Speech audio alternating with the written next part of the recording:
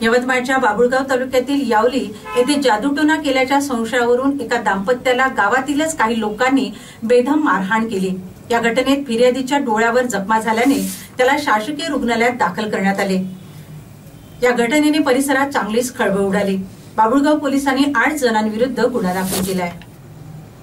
बाभुळगाव तालुक्यातील यावली येथे काही कुटुंबांना मुलं बाळ होत नाही, त्यामुळे गावातीलच प्रमोद वाकोडे आणि त्यांच्या पत्नीने जादूटोणा केला असा संशय धरून गावातीलच प्रज्वल ठाकरे आणि इतर 8 लोकांनी प्रमोदच्या घरी जाऊन त्याला आणि त्याच्या पत्नीला बेदम मारहाण केली।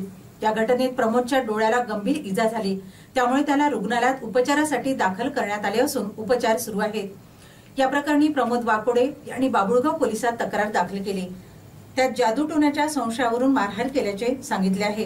त्यावरून बाभुळगाव पोलिसांनी 8 आरोपींविरुद्ध गुन्हा दाखल केलाय।